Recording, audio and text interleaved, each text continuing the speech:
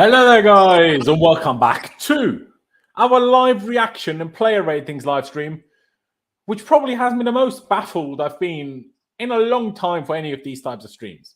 Because I expected a lot of different things. I could imagine a lot of different things going into today's game.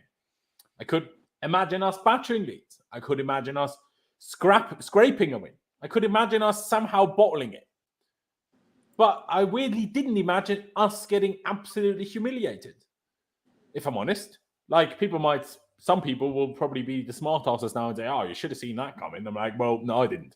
And frankly, I feel pretty embarrassed by how, like, personally, as in not me, but not by Chelsea, but I feel embarrassed by how they fooled me last week. Like, I was sat here, I was like, for the whole week, I was like, well, Everton was really bad, but we won. But against Spurs, even though we didn't win, we played well, so I'm not as, negative for the rest of the season. We can do this. And they just fooled me. And I should have known better. Frankly, I should have known better because that's just what we do against Spurs. We just turn up against Spurs. And everyone else, we don't. I mean, I say everyone else. We haven't played everyone else yet. But against Spurs, we turned up also in our bad spell last season. But then against everyone else, we didn't. And now that seems to just repeat itself. And well, when your goalkeeper does things like that, what do you do? Like, were we great to start with? No. But could we have taken the lead within less than 1 minute for when Raheem Sterling had a very good chance? Yes. Could Loftus-Cheek have made it? Could Loftus-Cheek have scored way before Leeds ever did anything really dangerous? Probably could have done if he took that shot first time. There was another chance that we had where we could have definitely done more with it. Like, we didn't even play badly to start with. Sure, Leeds had their moments, but it's Leeds. Leeds will always have their moments because of how they play, but that's also why we had our moments. But then Mendy just screws it, and it ruined everything. And that's where the mentality comes in. And my problem that I have with that this keeps happening is, and I've said this many times, I said this last season, I said this under Lampard, we keep having these same problems under various different managers, but people only look at the manager. We have a completely different set of team.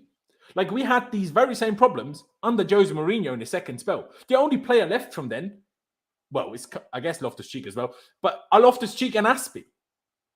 The entirety of the rest of the team is different. Even compared to Conte's team, how many players are still here? It might still only be Aspie and Loftus-Cheek.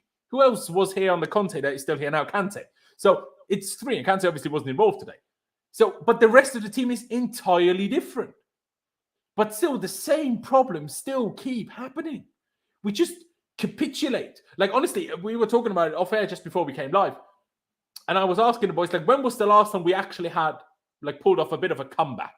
That's not just one goal down. When you look at Friday, at Dortmund, Werder Bremen were 2-0 down in the 89th minute, and they somehow still won 3-2. Now, can you expect that? Of course you can't. But when was the last time we have done something like that? Well, tell me, when was the last time we have done something like that? Like, we can't. The second we conceded the second goal today, I was like, well, we're not winning. Like, the best I hoped for at the time was a draw. There was not even a single bit of me that was like, yeah, we can still win this. No way. And I mean, Clutch just said Madrid last year, but that was in the second leg because, like, it was a new game where we managed to turn it around. Once bad things happen to us in a game, we don't have the mentality to turn that around. Now, is it sometimes unlucky and referees whistling against us? Sure. But as much as last week was a lot on the referee. Again, I say it again, we still could have won no matter what the referee did, and we didn't. And at this point, I'm asking, will any signing save this attack? Now, I understand just Sterling added to what we already had is only one player, and maybe one player is not enough to change it. But Sterling's looking no better than all the others. Like, maybe a little bit, but really no better. Where we know full well from last season and the 10 years before that, essentially, how much better he is actually than the ones we do have, right? So I'm like, well, what will help? We spend money on defenders. Cucurella starts the game well, gets worse and worse and worse. Koulibaly loves a silly foul. Did it in the first game, did it in the second game, did it in the third game. This time we got him sent off. I'm like, okay, bro, let you off for the first one. Maybe I let you off for the second one. It was Spurs. It was your first game at Stamford Bridge, but now it's getting a bit silly now. It's suspended against Leicester. And Leicester is the team that we're trying to sign the one centre-back from that we still want, other than flipping Harry Maguire, who we're apparently interested in, which I still hope to bloody God is not true. But would he have made us worse today? Probably not. Do you know what I mean? Like, Leicester would be stupid to give us Fofana before we actually play them. So who's going to play in defence next week then? I don't know. I don't know anymore. I don't know, Pice. Let me get to you. Like, I know you said, yeah, you saw this coming, but I feel like even you can't say you saw a 3-0 battering coming, in which we played well for 20 minutes maybe, or whenever the first goal happened until then. Well is an over-exaggeration. We played okay until then. And then maybe started the second half okay. But again, we were 2-0 down by that point. So even starting that well, what good does that do? Like, again, we weren't going to score anyway. I mean, Gallagher had a chance, which was ruled offside, but wasn't offside. So if he scored, it would have counted. We would have been back in at 2-1 at the time. Who knows what could have happened? But fact of the matter is, we don't score those. We just don't. We never do. And it doesn't matter whether it's Gallagher or whether it's Mount or whether it's Havertz or whether it's Sterling or whether it's Pulisic. None of them score their chances. None of them. It just doesn't matter at this point. I'm like, Pice, you said it just before we went live, where you don't want to maybe go, or you're not sure how hard and how extreme to go, because you could say it's one day, it's one game. But it just feels like the same things are happening over and over and over and over and over again. Sometimes a bit worse, sometimes a bit less bad, but essentially the same problems just keep happening. And the problems are we have chances, we don't take them, then we make mistakes, then we can't recover from the mistakes, and then we draw points. That's what happens no matter when, right?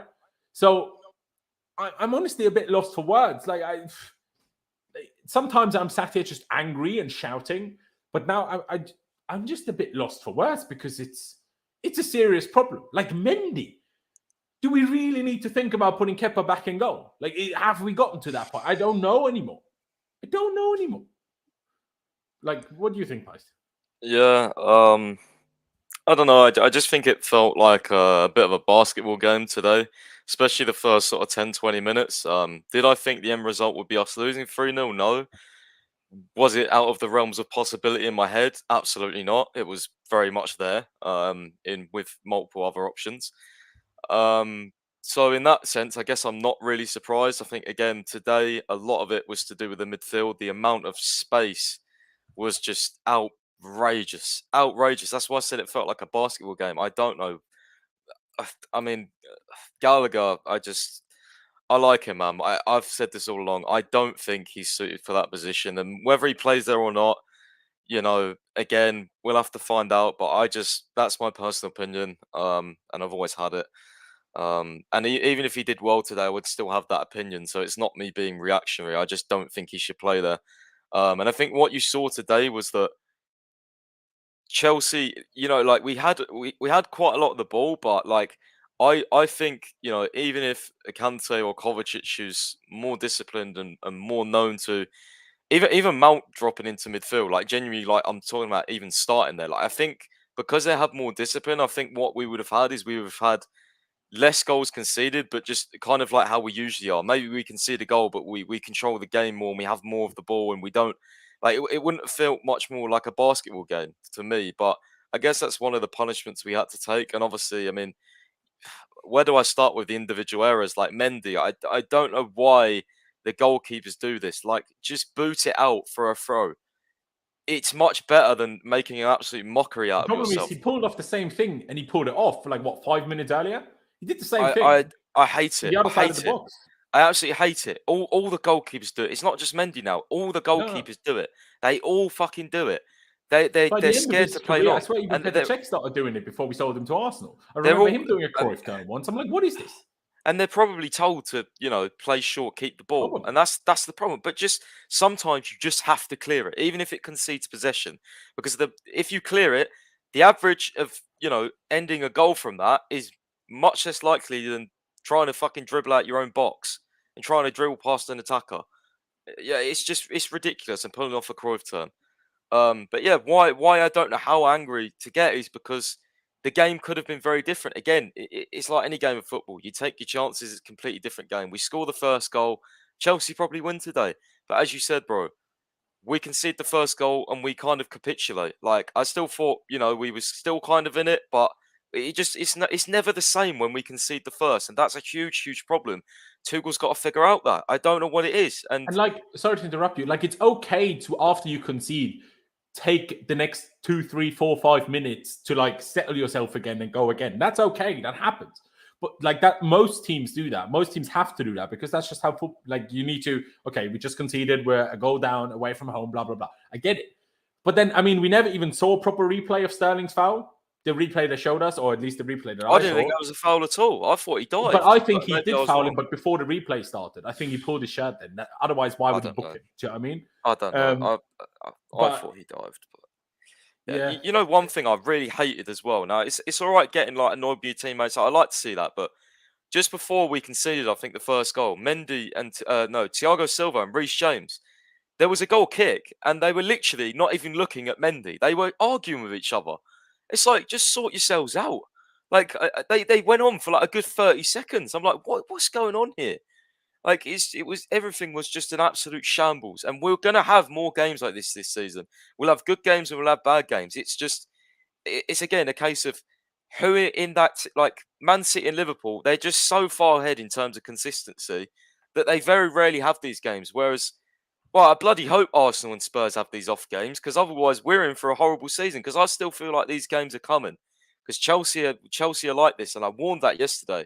I said on my Twitter, I said, against the smaller sides, there's just something in us. And I should have said, if we don't get that first goal, we'll probably lose, because that's how I feel like. I always feel like our game, how we play, is suited on we score the first goal. And that's a major character issue. At the same time, though, like, we dropped the most points from leading positions last season, so it doesn't even matter if we take the lead. We need to be 2 goals up, and then we're okay.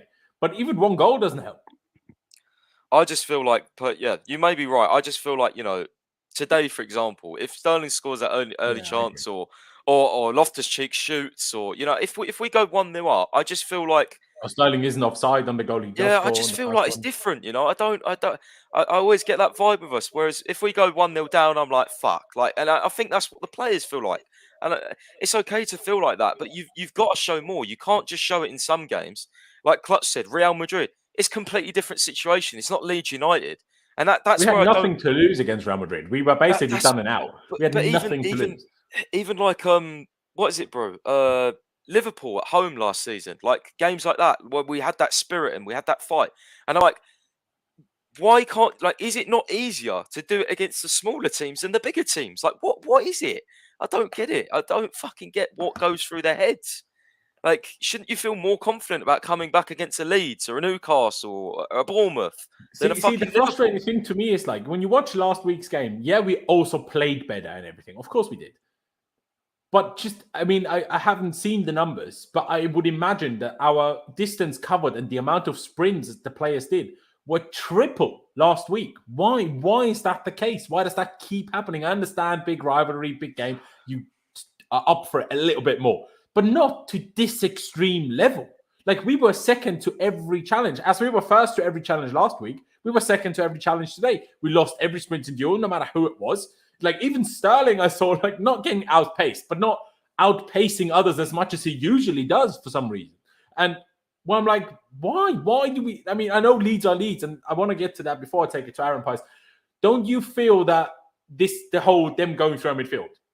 I feel like that happens every time we play against Leeds, no matter whether we have Kante and Jorginho or Kante and Kovacic. I can't remember who played against Leeds, who was the midfield pairing starting against them. But I feel like that happened to us every time we played against them also last season, even when we won 3-0. It always felt like they sliced through us too easily. But that's because of how they play, I feel like. Because of how they press. When they do win the ball back, of course they're going to go through the midfield. That's the whole idea of their play, while most teams don't play like that against us, which is why we're not used to seeing it like that. So, because I personally, I know, like you said, all of what you said about Gallagher, and judging by today, you were most certainly not wrong. But I think it's silly to hang it up now on Gallagher, to hang it up now on even Jorginho, if I'm honest. Like, I just think it was such a capitulation of a whole team that I personally think it's silly to have a go at individuals. Like Cucurella. The problem started because Gallagher wasn't close enough. into the midfield. That's the problem Yeah, started. but don't you feel that they got because confidence no because one our was midfield close was enough to shit? anyone, not the midfielders. No, but Leeds got confident because of how much space they had, and we allowed them But to were they play. We confident don't until allow Mendy teams to made play the mistake? usually. Because Yeah, they were attacking, bro. It was like a basketball game. The first 20 no, that minutes. is true. But again, Like, don't you feel like that happens to Leeds every time? Again, we won there last season 3-0, and I remember Mendy pulling off 2 wonder saves, right? So clearly they had chances last season, even though we won. no, 3-0. I do agree. I do agree. I don't think. I mean, I certainly can't remember the game last season, unless I'm completely wrong, starting like that. Like they had, for me, with Chelsea, if we control the sort of first 15, 20 minutes and we hardly lose the ball, that automatically puts them on the back foot. And it becomes a game where you're kind of like, right, okay, well, they're going to control. Like, the point for me is from the off today, we didn't dictate the game. It was Leeds. Leeds got confidence very early on. And I didn't like that because for me, that I know they're at home, but Chelsea, we can take the sting out of games, even when we've been away before. We're usually better away. So for us to not have that confidence and just the structure was wrong. Everything was wrong. I just felt like it capitulated from the first 10 minutes. It was not right. And Leeds gained confidence from that, from us not playing as we usually do, and the structure. I don't think Gallagher was close enough to Jorginho. I just, it was bad. It was bad. The structure was bad. It was bad. Like nothing worked today. And like we tried to deploy similar tactics to what we had last week, although I'm not 100% sure. God. Like Sterling seemed less of a second striker than he did last week, but Mount was still over on the left with him half the time. So I'm not like, I didn't really fully understand it. We'll get to that in a minute. Let me get to you, Aaron. Ladies and gentlemen, by the way, we nearly 600 people watching. I very much appreciate all of you tuning in, even if a lot of you are tuning in for the banter. But hey, welcome regardless. Let's have a therapy session together and feel a bit better hopefully in the next 1.5 hours or so. But if you're new here, please be sure to subscribe. We are very, very, very close to 15,000 subscribers. It would mean the world to hit that target before we can move on to the next target of 20k. So please do subscribe if you haven't already. It's a big red subscribe button just to your right, basically, just to the right below this video. So just click it, get subscribed. We have a lot of super chats coming in, which I will react to in just a minute. Don't worry, guys. Appreciate all the super chats as well. And smash the like button. But Aaron, can you put words into what happened here today? Because like I say, it's just baffling. And then just certain things keep happening and then I see Tuchel say things like all this just happened because okay. You maybe don't believe me, but I don't think we have a huge mentality problem or a problem in preparation. So how do you explain it then? If he says we don't have a mentality problem, how do you explain the capitulation every time we concede a goal? How do you explain the silly errors? Because errors are purely mentality, right? Mentality is it. He's doing a Klopp now as well, bro. He's doing a Klopp saying that... Where's the pitch? No, he's saying that they had no plane to arrive, so we came on the bus. The players could fly, but the coaching staff was separating. It was a long ride on the bus. It continued today. We lost the game in the first 20 minutes. We were clearly better and had huge chances. A lot of touches in the box, but he's talking about a plane ride or some fucking shit. Apparently, we don't need a midfielder, according to Tuchel. Just fuck off, honestly. I don't fucking get it. But how can the team fly and the staff not? Did they not have a big enough plane or what? I have no idea. The players could fly, but for the coaching staff, it was a long ride on the bus. He was talking about... I don't know. Also, if it's only the coaching staff on the bus, what does that have to do with anything? Oh, I don't like these quotes, I honestly don't understand. Aaron, what are your explanations for what we've seen here today, man? I don't think I have any explanation that's specific, but the only word that kind of springs to mind is spineless, because if he's saying that there's no mentality problem, then he has to explain. Then maybe he has the mentality problem. Yeah, because I'm not being funny. We can all see it clear as day. There is a mentality problem. As soon as they go a goal behind, it's like their heads drop. And after the second one, it was like, right, okay, we're fucked now. We're 2 down. We're not winning this. So it is what it is. There was like no fight coming from them. You've gone 2 goals down because you've been playing shit. Surely at half time, you get a rocket up your arse on the manager. And then you come out in the second half and you come out all guns blazing, trying to get a goal back early, trying to build that momentum to then take you through the rest of the game and try and claw it back. But there was literally nothing. Like, I can't even begin to explain how shit it was. I was sat there just thinking, what the fuck is this? Because the way we performed last week, never in a million years did I think we'd go from that level of performance then a week later going to an absolute bag of shit. Like, it just made no sense. I don't know what the hell was happening in a week, but those players need to hang their heads in shame because it was honestly disgraceful. And some of the individual performances as well, like, you can't highlight anyone in particular because the whole team was shit, but just some in their positions that they were playing, my God, I don't ever want to see that again because it was just off. I sat there and I just thought, I can see this clear as day watching it from a TV. How the fuck has the manager not seen this and thought, okay, maybe I need to change this at halftime? He shifted the formation like what, a for bit. example? What are you hinting at? I would have taken off Conor Gallagher at halftime. I thought it was fucking dreadful. And you could change the system and try and play it in the three, but midfield three. But then, same way, I would have taken him off and tried to get a bit more energy into the team, stick on someone more attacking, maybe drop Mount back a little bit into one of the eights, which is his better position. Fair, and then he did exactly that, and we conceded the 3-0 5 minutes later.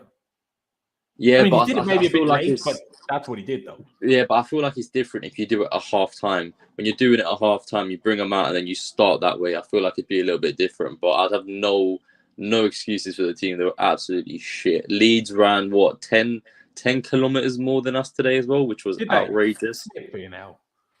Yeah, 10 kilometers more. I don't know if he's going to do a Ten Hag and make them come in for training and run that length of the pitch or some shit, but those players need to train 10 times harder than they've ever trained this coming week in order to prepare for next weekend, because we cannot afford to play like that next weekend and lose again, because it's just honestly, a joke. I think it was Nizar that tweeted towards the end of the first half that only 4 Chelsea players have had a pass completion rate of over 80%.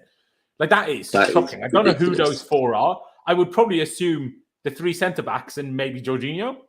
Well, definitely not Mendy because he was too busy Cruyff turning. Yeah, no, exactly.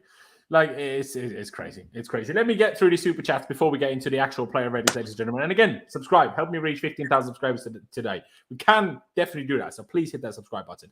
Ace ready with the donation saying Americans ran circles around our midfield. Insane. Now, I'm not really sure it has anything to do with them being American or not, but they're certainly coached by a very annoying American. I despise the living hell out of Jesse Marsh. We got beat by a man who calls it soccer. Just remember that. Looks like. All right.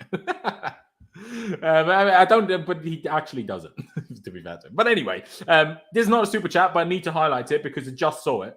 I felt like United when that third goal went in. No, exactly that. That's how United fans must feel on a weekly basis. Like, I didn't even feel any more upset than I did before. It was just like, brilliant. Like, that's my reaction. Even to the second goal, I was just brilliant. Just what happens. I was just, when we conceded the second goal, I was just tweeting how, I was just typing it, how Sterling is now learning how it is when you actually get booked for tactical fouls, unlike Man City, because that's the thing, Man City, whether it was Fernandinho, Rodrigo, whoever, they never get booked for their tactical fouls. Chelsea do. And I was just tweeting how Sterling's learning that. And then we conceded from that very free kick. That's the next thing. What is wrong with our set pieces? Like, I know we scored a set piece against Spurs last week. I get it. But that was purely Spurs awful defending. That was not us having a great set piece because Koulibaly had about 5 meters of space in Spurs' box. That's not great attacking. It's a great finish, but it's not like our set piece all of a sudden great. It was just Spurs defending really badly. We cannot defend set pieces anymore. We can't attack set pieces anymore. What has happened to Anthony Barry? All of last season, we sat here like, no, we can't let him go when there was rumours that he might leave and whatever. And now I'm like, but what? How can you go from really good at set pieces to really bad at set pieces? How? With basically, like, I know we've changed the centre-back personnel, but Christian was always bad at it anyway. Okay, Rudiger. But Koulibaly shouldn't be too different to Rudiger in that sense. So what's different? I don't understand. It's all pissing me off. It's all pissing me off. Let me get to the first super chat from earlier, though. Richard, I appreciate it very much with the $10 donation saying, I'm starting to think, I don't know, maybe we should start playing players in the actual positions. You know, something we haven't done in a year and a half. Just a thought. Price, reaction to that? I feel like, I mean, on a few players, this does fit today, but I feel like it's only 2 or 3. Yeah, but I mean, for me, it's like Mount's the main one for me, bro. Because as much as I like Mount, like I'm so fucking bored of watching him play on that right hand side. Like he's not. I know that's the reason why. Like, was he even properly on the right today? Did you feel like he was? Yeah, I thought so. Yeah, I thought he was. Because that's why he was on the left half the time as well. No, I always thought Sterling was on the left. But Well, for yeah, of me, course, with Sterling was on the list as well, wasn't he? Mount, it's like, and this is a testament to him. The fact that he's still won a Player of the Year and still got those goal contributions on the right hand side. But that doesn't mean I think he should play there long term. Like, of course, I would like to change the system, put him in midfield. Absolutely. I just don't think, this is what I said to you in the group chat, bro. 3 back, 4 back. I don't think we've got the current squad to play, to put Mount into midfield and play a different attack and then still like drastically improve. Like, we might improve a little bit. I feel like we'll get cut open more than we do in a 3. And that's what I've tried to explain to people this whole time. It's like, I don't think, I don't know. I don't think the squad's right for doing that yet. And I think that's my, like, maybe he doesn't do it from the start. I don't know. But yeah, for me, desperately, like, we have the attack. I mean, Havertz, bro, don't get me started on that guy. And don't even say, I'm so pissed off with people saying to me, well, he had no service.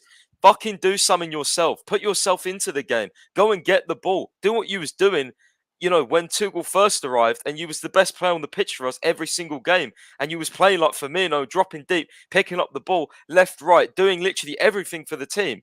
Like, does he even press that well anymore? Like, Havertz has been absolutely dog shit for ages for us. Dog shit. He needs to be dropped in the next game. And then it's just another problem with Dropping for who? I don't fucking know. Anyone. He can't play. He cannot play. I don't care. He can't play. Play Sterling there and play Pulisic on the left or anything. Just don't play Havertz. He cannot play. I'm getting to that point with Mendy as well now. What's the point of having players in this squad if you don't change it up? If he plays Havertz next week, I'm going to be fucking fuming. He does not deserve to play.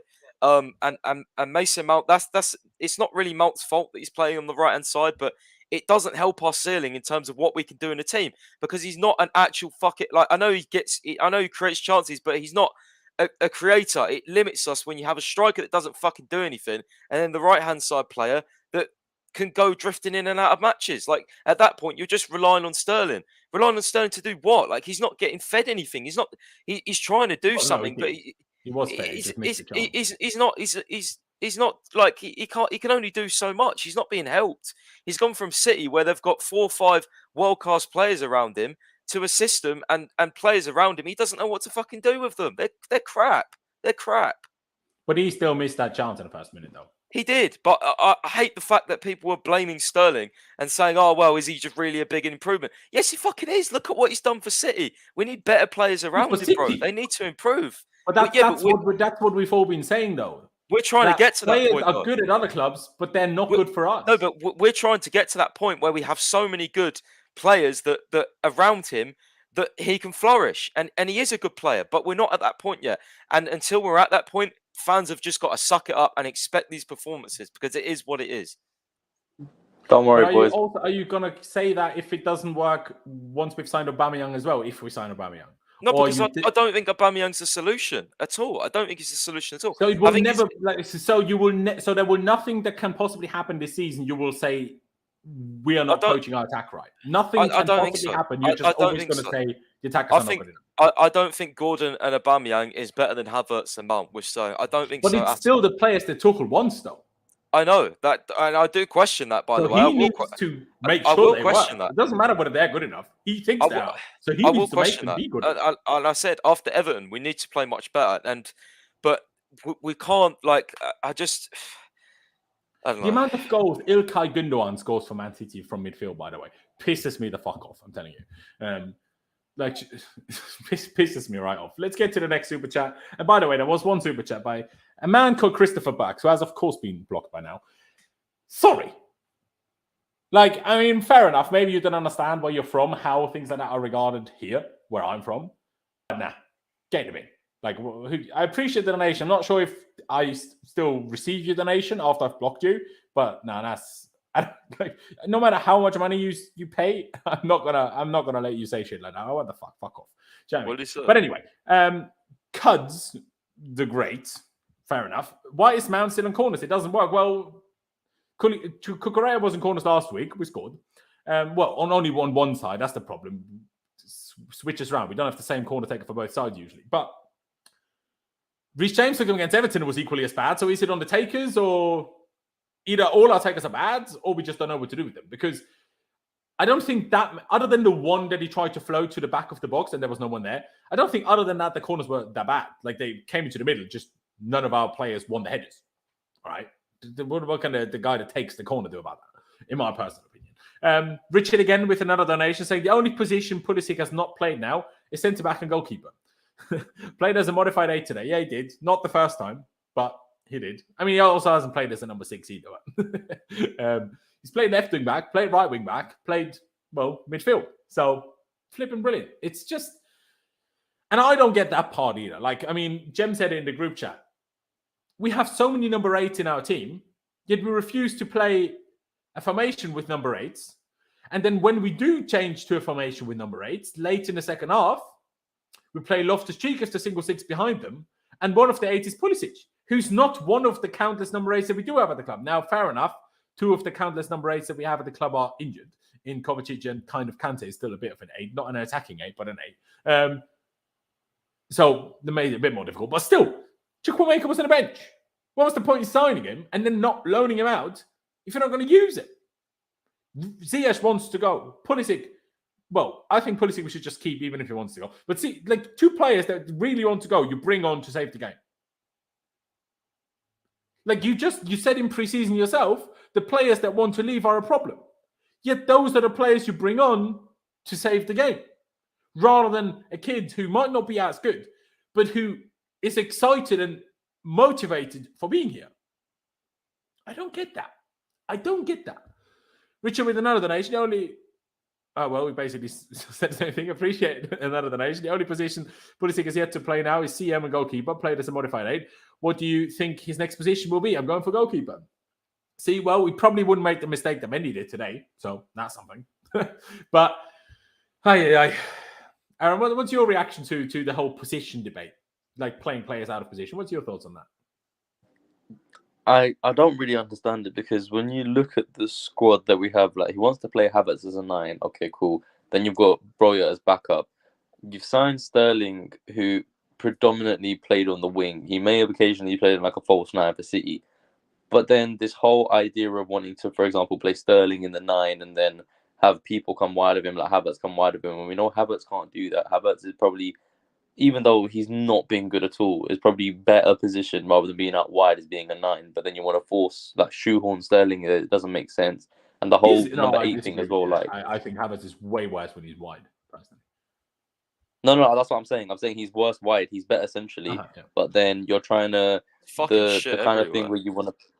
Yeah, good point. But then when you want to play, you're trying to shoehorn Sterling in as a 9, which means you then have to push Havertz wide, where we know he's shit. So like, it doesn't make sense to me. And then like, for example, in the midfield as well, that's another point because we've got a hell of a lot of number 8s and 1 6. So it's kind of like Jorginho's the only 6, but then you want to play Ruben. You say Ruben's best position is as a 6, when it's clear as day to everybody that it's not, because his best asset is dribbling and taking the ball forward and driving with it, using his frame and his strength, sort of thing. So I completely get it. I think it's ridiculous at times, but I think also we kind of need to then combat that and bring in the bodies who play those specific positions, because it's better to have somebody who might just only be one position based rather than, he can play this position, play that position, but he's actually very good in that one position, rather than having somebody who's a bit more utility. You can play a fair few positions, or just but then play it's a like they're not as... which we already have to play us for. I mean, Pice disagrees, but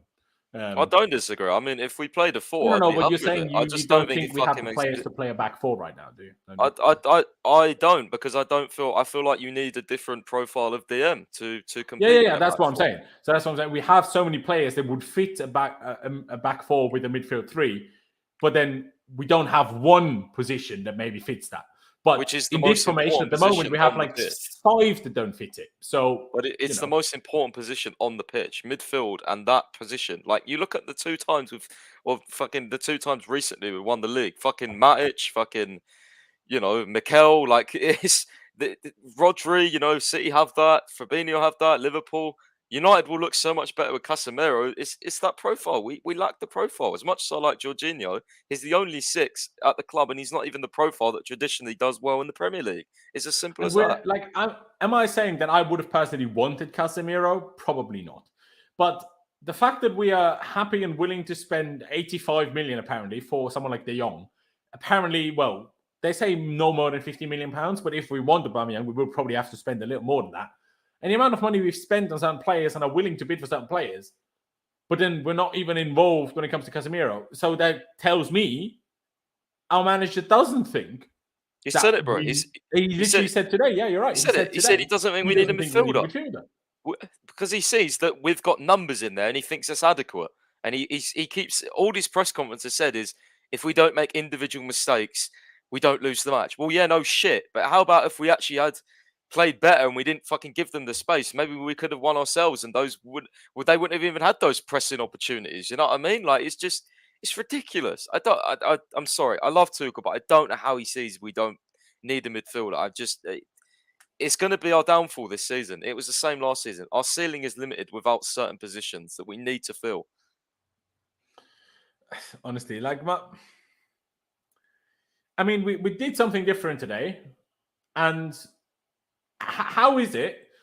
Like, people will hate me again for praising Loftus-Cheek probably. But when Loftus-Cheek then played a single six, I saw him switch more passes than I've seen Jorginho in the last year to get combined. I'm like, how? By that, I'm not saying how great Loftus-Cheek was. He wasn't great. But how can he switch the ball, but none of our other midfielders do? I don't get that. When we play the other system, the other players, it's Koulibaly who switches the ball, or Thiago Silva, never the midfielder. As soon as all of a sudden it was Ruben, he was doing it. I mean, I know the formation changed and there was a deeper six, fair enough, but Loftus-Cheek was our best player, Laurenz. I don't know. I don't know who I would say our best player was, if I'm honest, mate. Reece James, maybe? I don't even think it's who was our best player. I'm not like, this is not a debate to be had about who was the best player. They were all shit. That's the matter of fact here. But let's take it to who was least shit. Yeah, but I don't know who was least shit, if I'm honest. Big shout out to you, Charlie. Tuning in from the car on the way back from Leeds. Yeah, I feel bad that you had to witness that, honestly. God bless you for going. Fucking hell. Yeah. Honestly. 2 quick super chats before we finally get into the rating, because we do need to get those done. Gilmore, why doesn't he get a chance? Because, James, our manager doesn't think he's good enough. Otherwise, he would get a chance. At this point, what other reason can we say? It's as simple as that, really. Richard says, in America, we played 4-3-3. Instead of playing actual wingers, we played Werner, Mount, an attacking mid, and a secondary striker. Well, no, in America, we played a 4-2-2, as we did today in the second half, until Pulisic and Ziyech came on. But also in the first half, it wasn't a flat 3-4-3. It was kind of what we did against Spurs. When we attacked, Ruben came inside, Reece James pushed up like it was a normal right back, certainly not like a right centre back. We essentially did the same thing. It just really didn't work. But did it not work because of the personnel? Partly, yes. Did it not work because all of the personnel were playing badly? Yes. I mean, there was way more bad touches than against Spurs. There was way more bad passes than against Spurs. There was way less movement against Spurs. I mean, Aaron said it. We ran 10 kilometers less than Leeds. That's all you need to know, really. It doesn't matter about who plays. When you run 10 kilometers less than the opposition, it doesn't matter who plays. You could literally have 11 prime N'Golo Kantés. Let's say 10, right? Because you wouldn't want him in goal, probably. But if those 10 Kantés ran 10 kilometers less than the opponent, you would also be bad. Because you need to match the opponent in intensity and energy. And we didn't do that today. And that's shameful. It's honestly shameful. Let's start with the goalie. Aaron, let's start with you. Is there anything you will give Mendy a point today, or is it a flat 0? Nah, I'll give him a 1 because he turned up and he stood in goal for 90 minutes, but he didn't do anything else other than maybe he shouldn't have. Make himself look like a tit. Maybe it would have been better he didn't. Yeah, he made himself look like a tit. That's fucking... Honestly, just next game, just chuck Kepa in, because I'm not being funny. If we do the whole thing of when you play shit, you get dropped out for an outfield player, and like when we say it for like an attacker who's done shit, he's got to get dropped. You say Havertz can't start again. Well, then that same needs to go for Mendy. Exactly, it's the same principle as well. He was shocking. I don't know what the fuck he was doing for the first goal. Who the fuck he thought he was? He was trying to play like fucking Fabian Barthez when he was at United, trying to do stupidness in goal. I feel like he could bring out all the nostalgia. Yeah, mate. I saw a clip on the other day on Twitter. That's how it came to my mind. But no, he was so shit. He gets a 1. That's literally all he can get. If he gets anything more than that, I'll be shocked. I agree. And I mean, obviously, it was a different manager at the time. But back when Willy Caballero was a second choice goalkeeper and not the most expensive goalkeeper in history, Kepa got dropped for when he wasn't playing well. And he was playing no worse than Mendy has been the last few months. Now, he was good against Spurs. Had a stinker against Everton, but didn't concede anyway because he made one other good save instead. But was awful in pre-season. Had his moments towards the end of last season. It's no different to Mendy's situation, Kepa's situation when he got dropped. We need to think about it. We genuinely, seriously need to think about it. It's a problem. And now, I'm not trying to be a smartass, but and obviously, fair enough if you guys don't want to believe me what I'm going to say now. But I always, even when Mendy was amazing for us last season and the season before, I always had a little bit of fear that because there was always moments where you saw, do you know what I mean? Like when he's hesitant to come out of his goal, how he struggles with the distribution sometimes, how when it's not his day, he just has brain farts where he lets the ball fly past him. I'm like, why?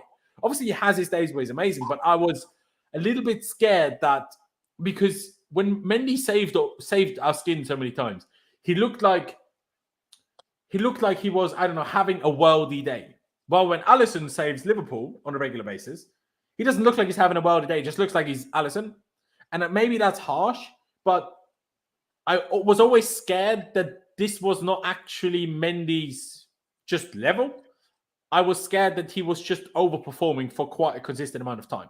Now, I'm not saying that's necessarily the case, but I fear that might be the case, that he might just not be as good as we thought he is, that he just overperformed and was incredible for a year and a half, but then couldn't quite keep that level of performance up longer term. Price, number one, do you see that fear? And number two, what rating would you give him today? Right now, based off the back end of last season, absolutely. But who knows? I still think he's a good keeper. I still think he's a very good shot stopper. But his feet, bro, are a massive worry. I've noticed this for ages now.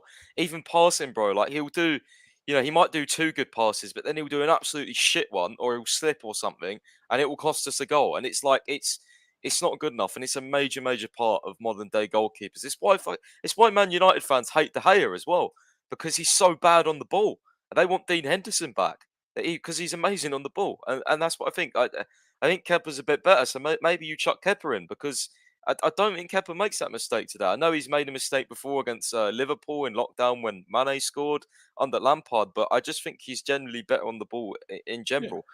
But then again, when those kind of mistakes can happen to everyone, like I've seen Alisson make that mistake, I've seen Manuel Neuer make that mistake. They can happen, but to Mendy, they're happening too often at the moment. But then again, I'm in conflicted minds because when Kepa's in goal, I don't think he's a great height for a goalie, and then I don't think he's the and then I think the opposition starts shooting from distance more. Exactly. But how do we win here? The likelihood of long shots going in, I feel like, is smaller than conceding after you mess up with the ball at your feet. Do you know what I mean? It's not just like that as well. It's like genuinely, I think generally Mendy obviously is good at commanding corners, but even lately he hasn't been. We've looked at absolute mess. You see, again, we lost against Spurs, and it is Anthony Taylor's fault and Mike Dean's fault. Yeah, he was shocking but if on Mendy that. Just comes for the corner, we win the game 2-1, and he should have done.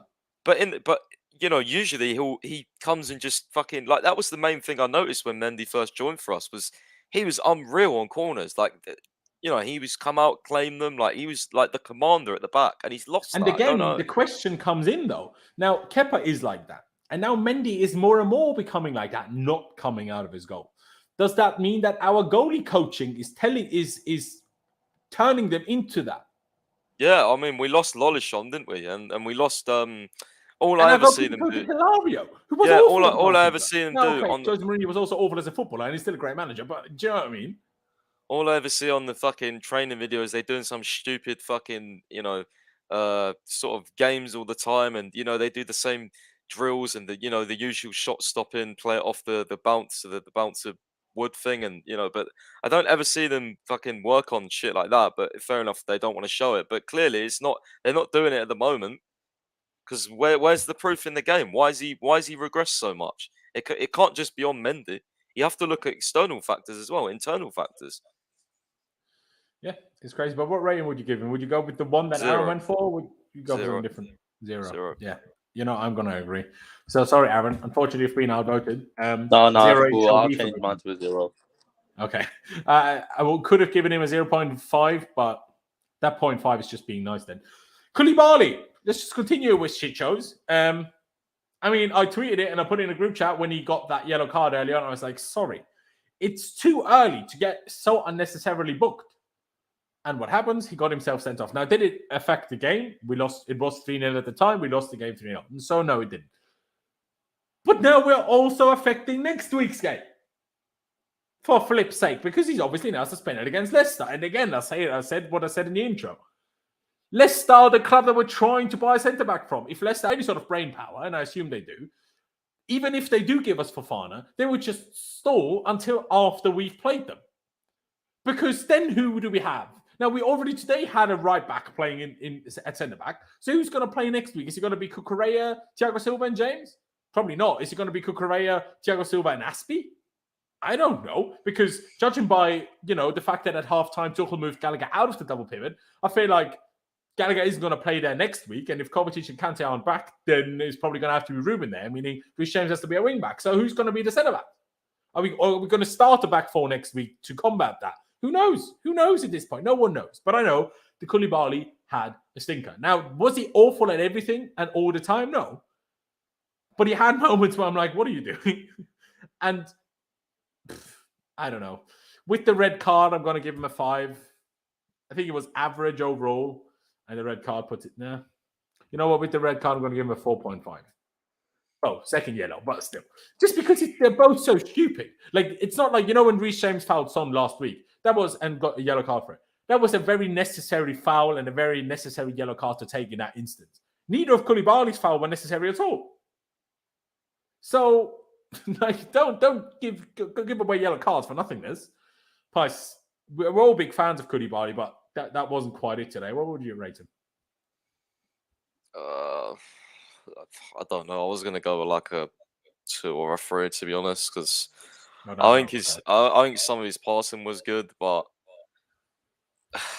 he just looked. Today it looked like this was his first game in the league. Like he just did it. He wasn't there. Like he was way too aggressive. Kind of reminded me of what Rodrigo used to be like before. Tuchel started. I don't know. Well, before he started playing well, like he was just overly aggressive. Like there's no need to do either of those yellow cards at all. And it's like it made me thinking: did he just get away with this? Do you think it's a case of aggression, or do you think it's a case of both him being used to the Premier League in the pace? Both him being stupid and aggressive. I think the first one was so overly aggressive. Like, why did he do that? He literally nearly strangled him. Yeah. Like, he has the recovery pace to catch up with him. So why did he do that? I don't get it. And the second one was just beyond stupid. I was watching it. I was just like, oh, he's gone. He's gone. I watched it. I was obviously off the ball, but I was just like, what is he doing? Like, we're already 3-0 down. Like, just leave. Like, just run with him. Like, why are you trying to stop him? I don't get it. I'm going to go with, honestly, I'm going to go with a 2 because I don't think that's acceptable at all. That is maybe fair. Maybe I'm being nice. I don't know. The reason why I did what I did is because I don't think we conceded the 3 goals today necessarily because of the defense, right? Because, Mendy was a stake on the first one. On the second one, the 2 players closest to Rodrigo were Reece James and Gallagher. So that had nothing to do with Koulibaly. And the third goal, could he maybe do better for that potentially in commanding the defense? But when Thiago Silva is next to him, the commanding the defense kind of Silva's job, not Koulibaly's as much. So that's why I'm like, I feel a bit harsh going too low. But maybe you also make a fair point. I lower mine to 4 from my initial 4.5, but overall we set at a 3 at the moment. Aaron, do you think I was being too nice? Do you think Price was being too harsh? What do you reckon?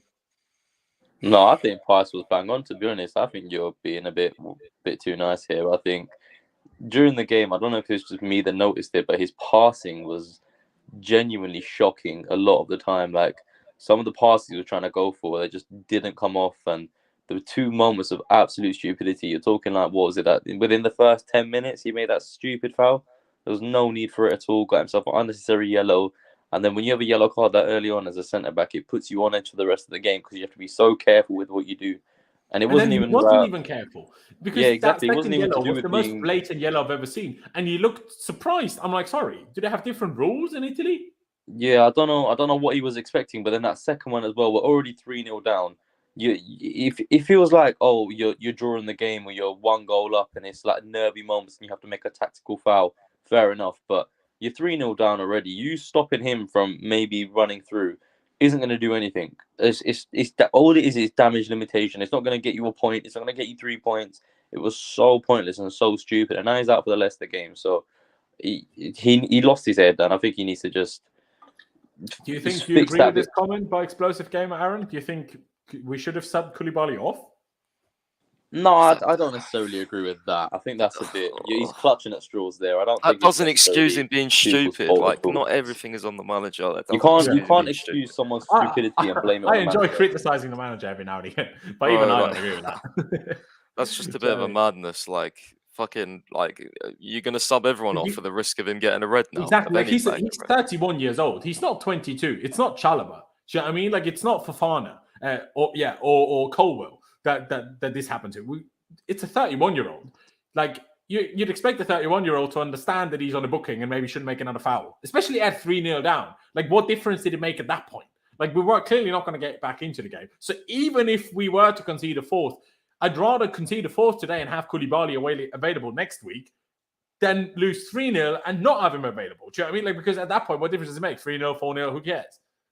But yeah, you can't blame a manager for a player's stupidity and getting sent off. That's like saying, on Monday night you blame Klopp for Núñez getting a red card for headbutting someone, or blaming Arteta for Xhaka always making stupid challenges. Like, you can't blame a manager for that. At the end of the day, a player always has to take the accountability when they're in those situations. And Koulibaly, he just had 2 moments of stupidness. That was the issue. It was nothing to do with the manager. The manager can't sit there and say, oh, don't grab him. That's just common sense. You know, in this league, in football now, when you're running through and you even touch a player a little bit, they'll go down so easily. And when it's in a moment like that, you know you're going to get a yellow card.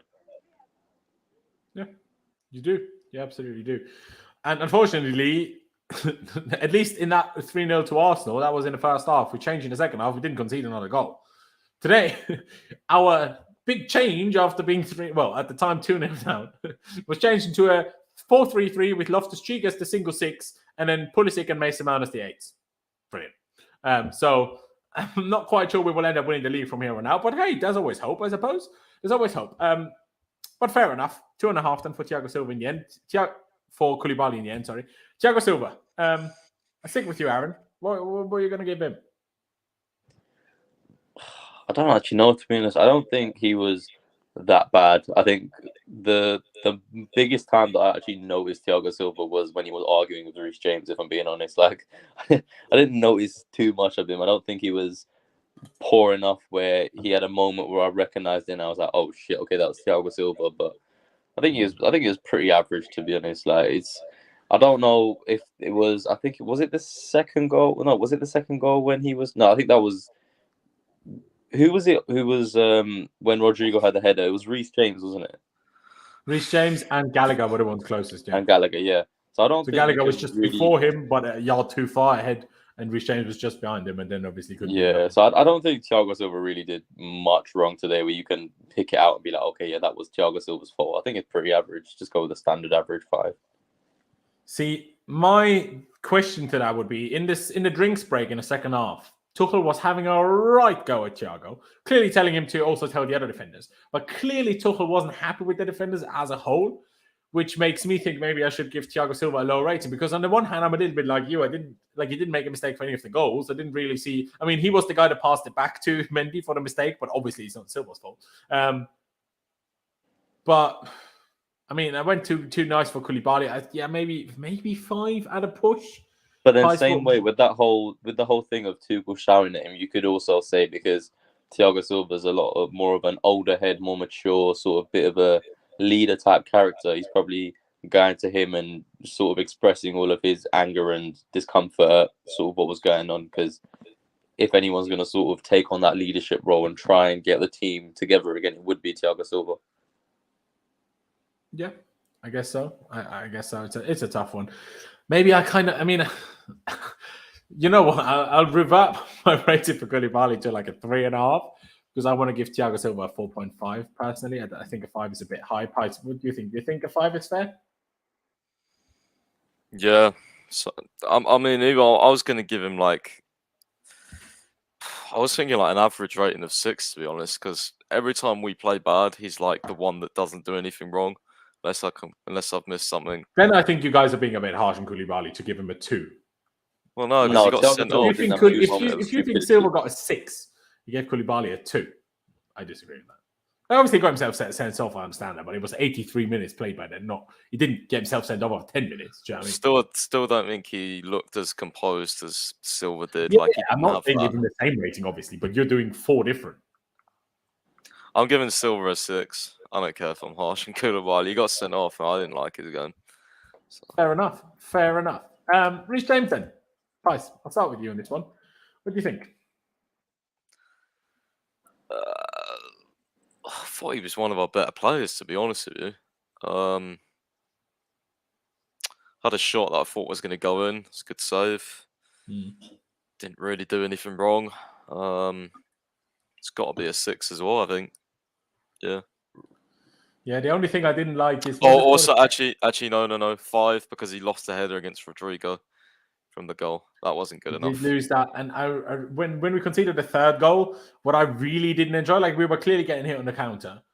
You see Thiago Silva trying to run back, but not having the pace, and then you see Reece James in the background jogging.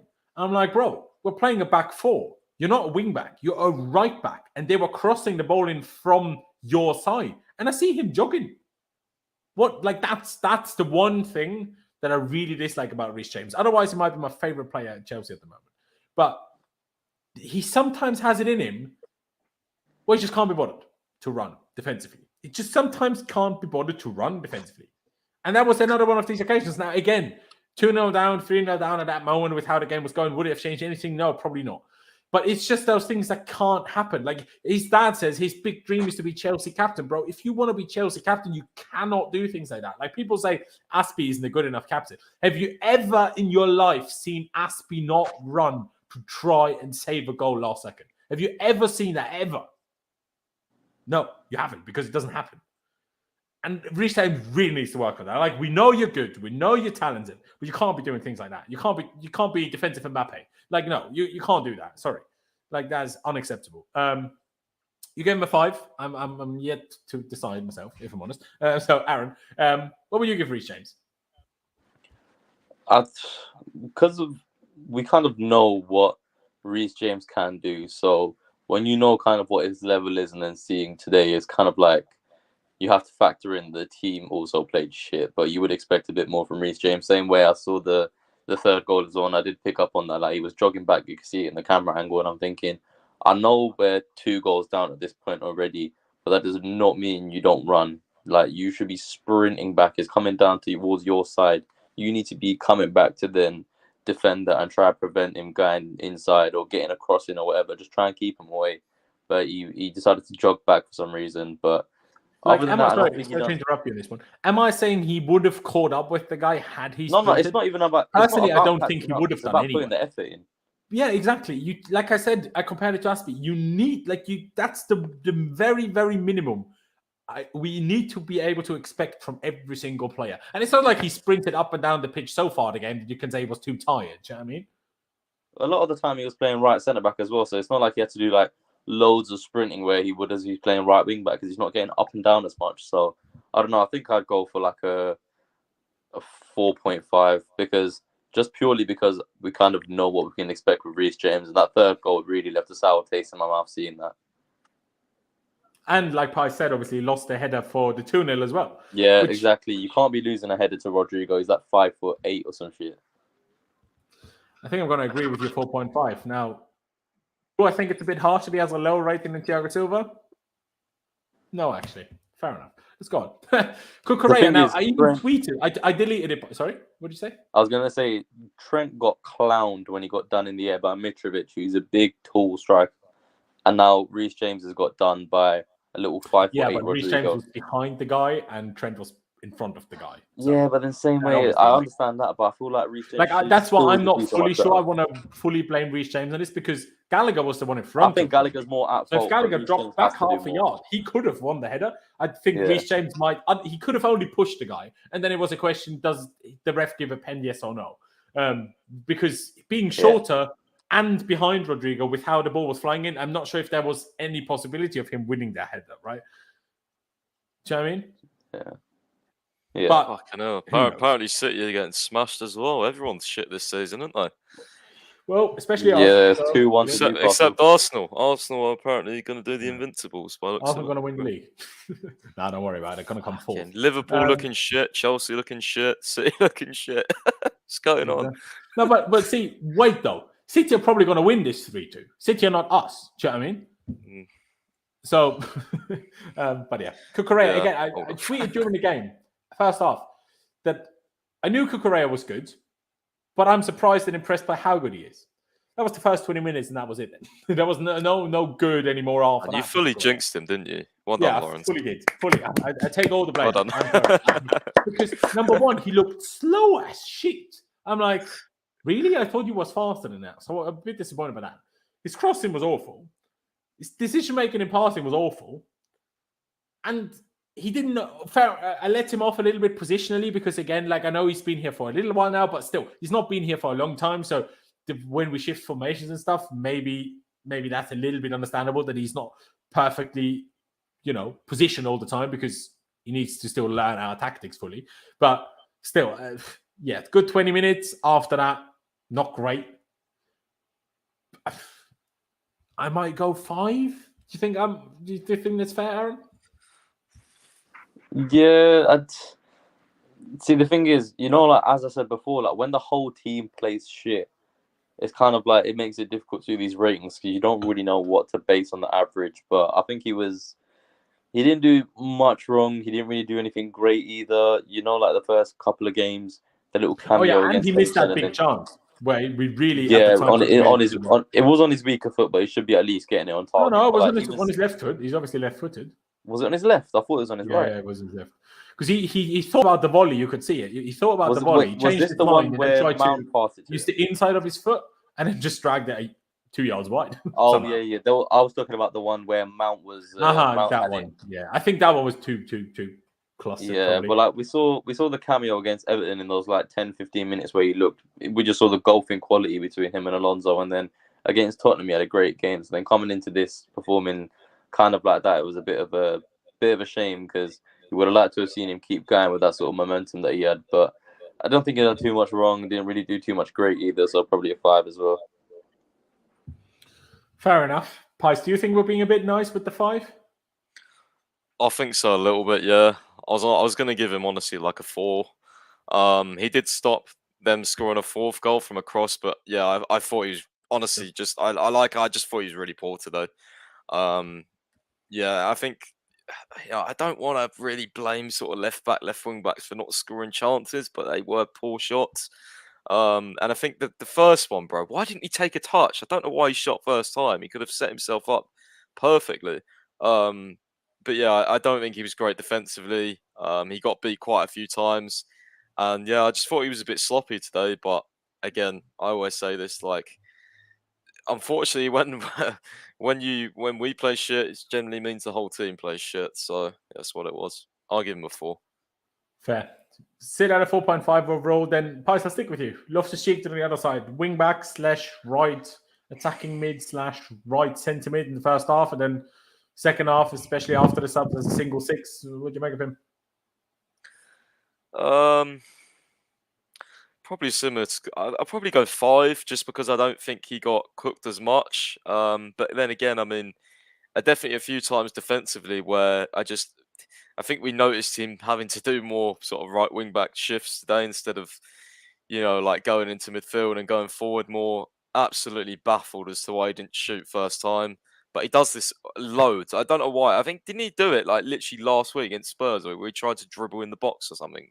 Was that him for the Sterling chance? But then I think he should have crossed first time, not shot first time. I just think the hesitation, like he does like a cut in, to be fair. But I honestly, by the way, I thought it was Reece James, and I was screaming Reece James shit, and it was fucking Loftus-Cheek, and I was like, yeah, Reece. Maybe Mount also thought it was Reece James. But yeah, I mean, that was just so frustrating. But and the weird thing is, Ruben obviously playing off the right at the moment and being right-footed. The fact that he always cuts inside is kind of weird because he takes it onto his weaker foot then.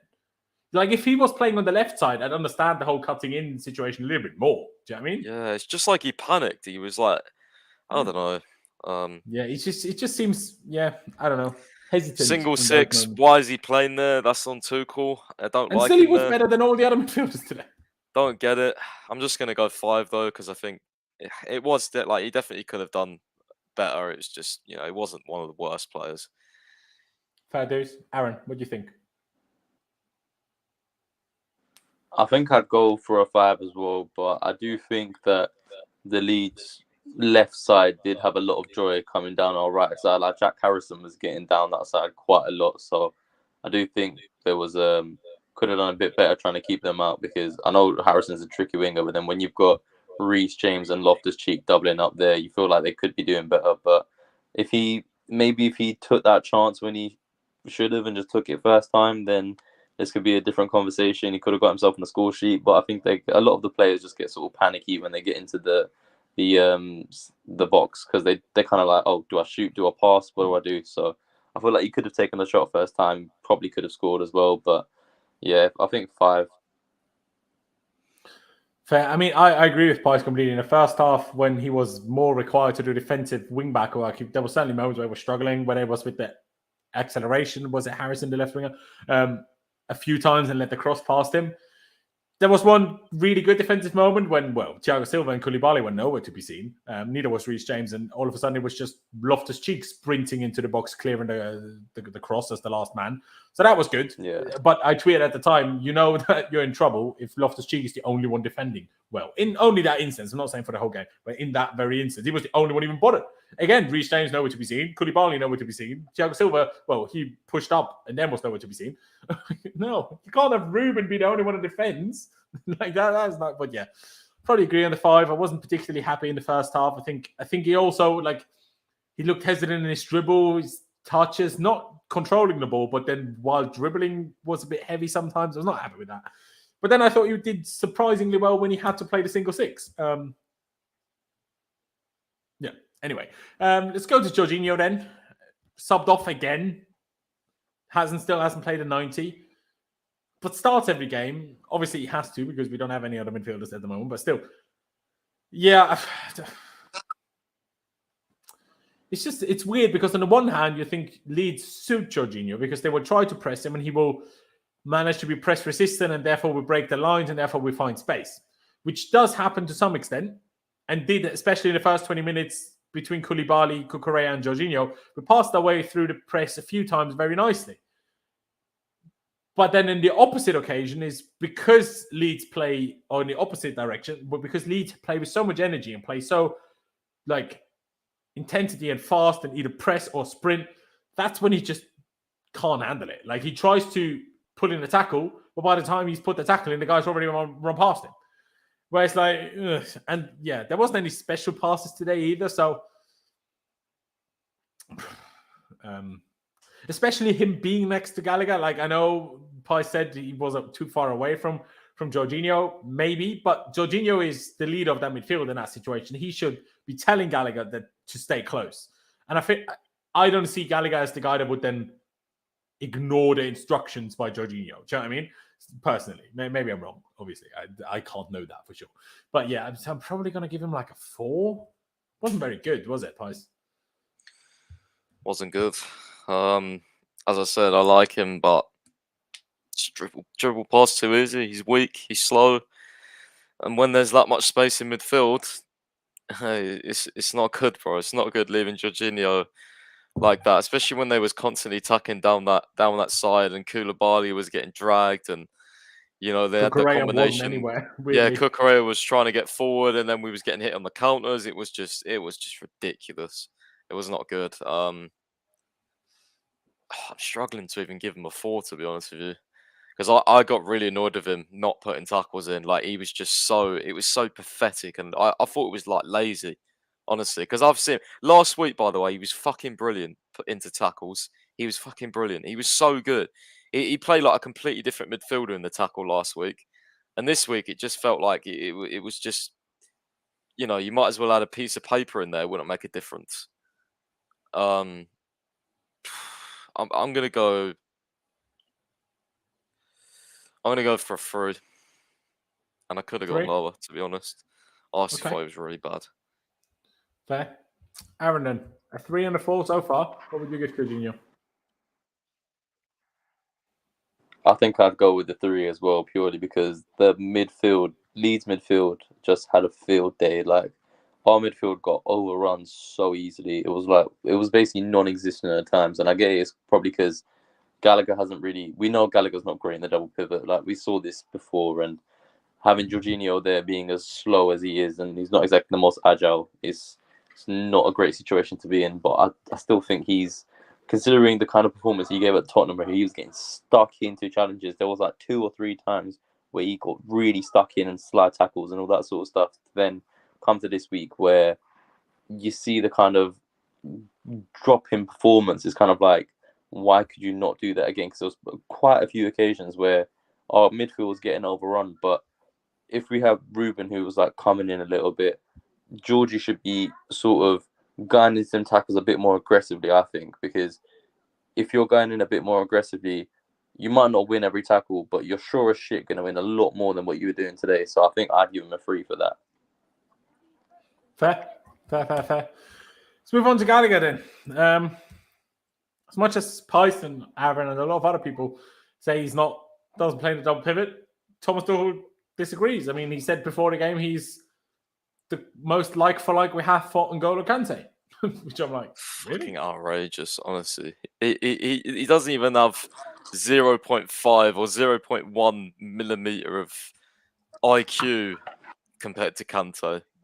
Millimeter of IQ. Like, I don't even know what I'm saying. I'm just, you know what I mean? That's what I'm trying to explain it. It's honestly, I can't. Some of the stuff he said, like, I like Tuchel, but he's pushing it. That's fucking outrageous. Like, what he said on the midfield after the game, he's saying he's saying what I think he said, you know, we've got Gallagher, we've got Jorginho, we've got Kovacic. He said they're both injured at the moment, but it's not a problem because they'll come back.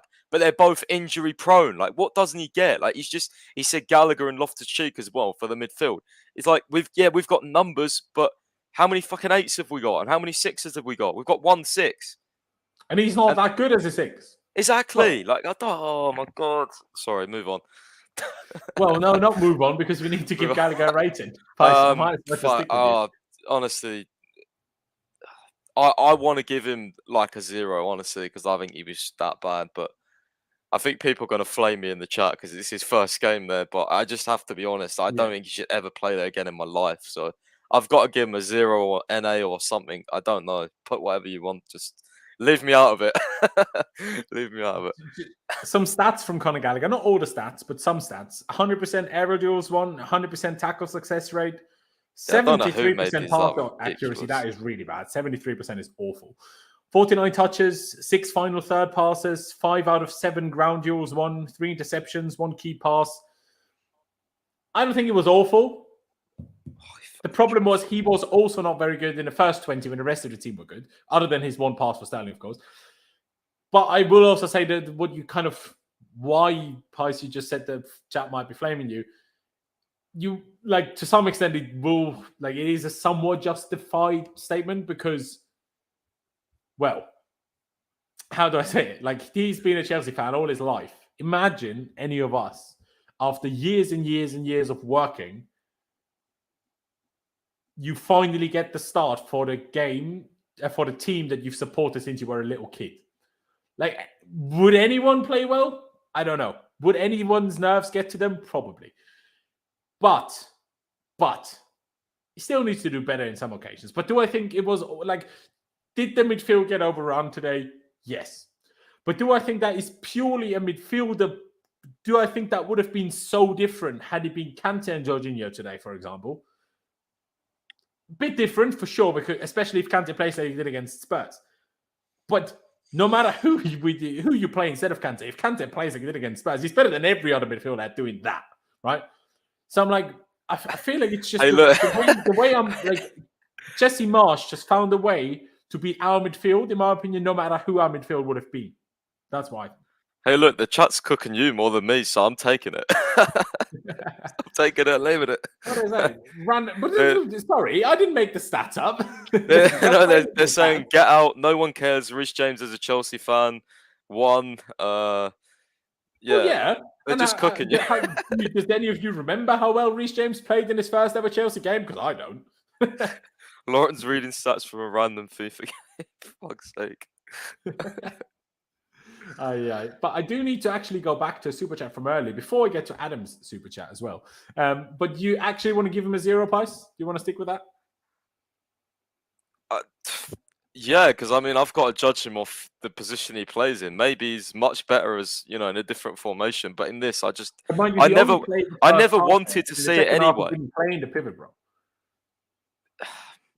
True, but it's okay. 2 then. 2.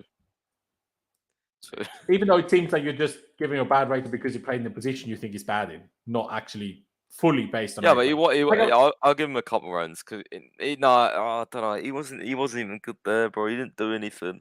No, he wasn't. He really wasn't. Of course, he wasn't. But I feel like 0 is you have to be really bad to get a 0. Do you know what I mean? Yeah, go on then 2. Whatever. Fair enough. Can I was gonna say, can I fire through the ratings as well? Because I've got to go in 2 minutes.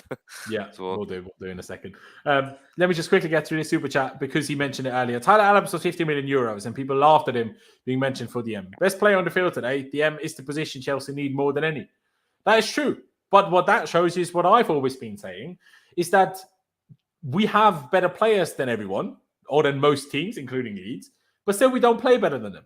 Which is why I'm always saying it's not as simple as our players aren't good enough. Because if you put Tyler Adams in a Chelsea team, he also wouldn't look the way he did for Leeds today. He wouldn't. You can say whatever you want to yourself. He just wouldn't. You can't just always say it just happens to be the 18 players that play for Chelsea. They're just the bad ones. And all the other thousands of players in the whole world are great. No, bad teams can also play well, right? So therefore, it's not always an excuse that just the players aren't good enough. If football were that simple, no upset, the whole Leicester story would have never happened if that's how it goes. No Wigan FA Cup would have ever happened if that's how it goes. No shock, like Porto winning the Champions League in 2004. None of those things can possibly ever happen if all it's about is how good the player is. That's it's not that simple. But at the same time, fair play to Tyler Adams. He had a good game. Aaron, just quickly help me out finishing that Gallagher one off, and then we let Pius rattle through the attackers. Yeah, unlike Pius, I'm not going to succumb to the pressure. I'm actually going to give him a 1 because the only reason he's getting a 1 is because of the stats you read. But just on the eye test, I thought he was shit. The amount of poor decision making he made, just sort of the fact that the midfield got overrun. Not saying that it's his fault entirely, but he had a big part to play in that, being part of a double pivot. We know that he's not a double pivot kind of player, but just today I thought he was shit, and I feel bad for him because it's his first start. Essentially a back 4 behind him, mind you, because obviously we didn't really play a back 3, so that makes it even more of a problem. The whole midfield 2 situation here. Yeah, exactly, and I feel bad for him because it's his first start for his boyhood club, but it could not have gone worse, I don't think. Yeah, well, in terms of result, it most certainly couldn't have. I'm going to give him a 3. I gave Jorginho a 4. I'm going to give Gallagher 3, so we sit at the 2 overall.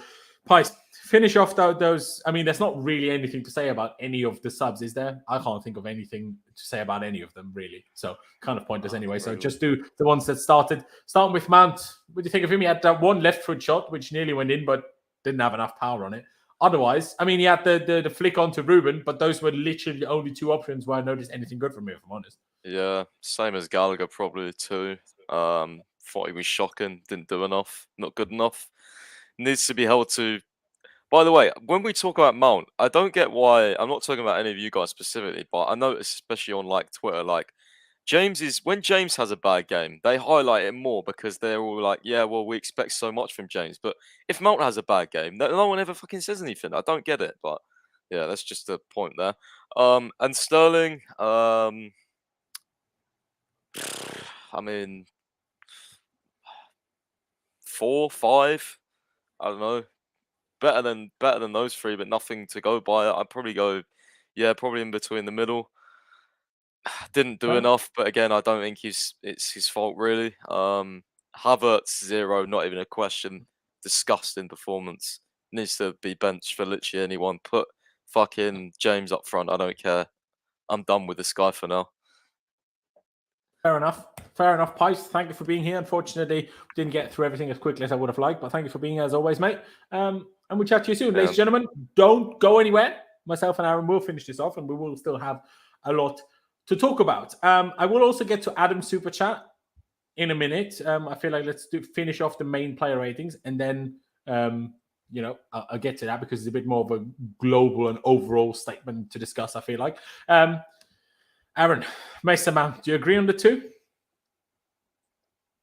Yeah, 100%. I think he had a really poor game today. Other than the left foot chance, which I will admit was quite a clever way to try and finish it, because the keeper thought he was going the other way, so trying to quickly. Yeah, no, I think if he had more power, slightly a little bit more in towards the corner, I think that goes in, because you can see the keeper was expecting it to go the other way. So I think if he had that little bit more power, the whole how he shifted it to his left foot was good. It was good, but unfortunately, it was very clever. But I just think that was the highlight of his game, which says a lot, really. I don't think he had a good game at all. And I think Pies made a really good point, because ultimately, with these attackers, we've seen it for the Everton game, where barely anything was done. The Spurs game, obviously, different for the whole team, so that's one thing. But I think it's time that Havertz and Mount both are just held more accountable for how poor their performances can be. And I do think he's overly protected within the fan base, but I think he could probably, I know we say, when Mount's benched and then he comes back in, he doesn't play great, but I think it's probably time that he does hit the bench and bring someone else in. The problem is, mate, we don't have anyone else, and the only, except Christian Pulisic, but then, then Havertz has to play while Brozier is injured. So you have to make a decision, because do you really want to play Hakim Ziyech, who's been trying to leave for months? Like, is that better than Mount? Like, from the whole concept? I don't know. Did you say you agree with the two, yeah? Yeah. I might have even given him like a one. Okay, maybe I stick with the two, because fair enough. But yeah, that just wasn't enough. But what I really don't like, both against Everton and today, I just don't see him. Like, that's the problem. And this is a case that he struggles with every time we play any variation of the 4-2-2-2.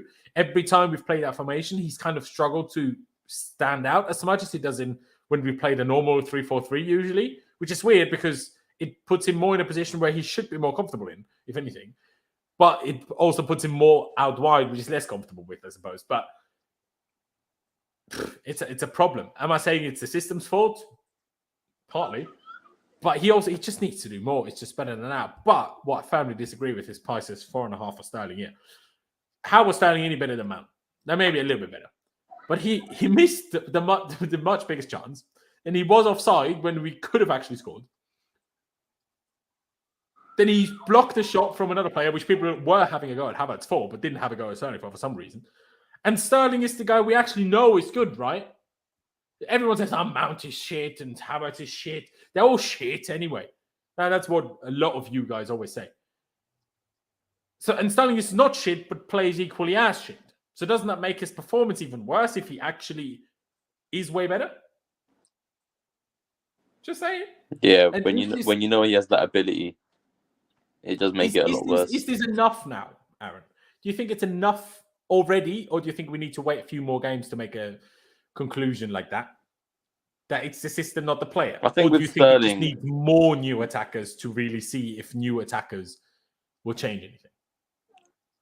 I think it's both, really. I think with Sterling, I would give it a little bit more time, purely because when you're going from a Pep Guardiola system that he was playing into a Thomas Tuchel's Chelsea, playing 3 back, your sort of role that he's playing is a little bit different as well. I would give it a little bit more time, but I do also think we need more attackers, because we're looking to obviously send Hudson-Odoi out on loan. There's links with Ziyech going back to Ajax, Pulisic maybe leaving. So it's kind of like we do need those options coming in, and the options that we have right now, for whatever reason, that can be discussed at another point. But for whatever reasons, they're not working.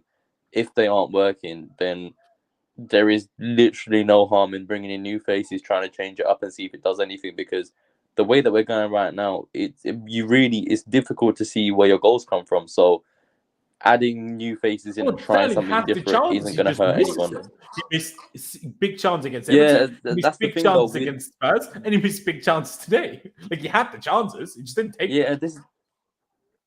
This is it, because we know we can create the chances, but when we look for in that attacking line, who is going to finish them? Realistically speaking, Sterling's goal record suggests it'd probably be him, but if he's missing them kinds of chances, then God knows what we're going to do with all the rest. Which is what I'm saying.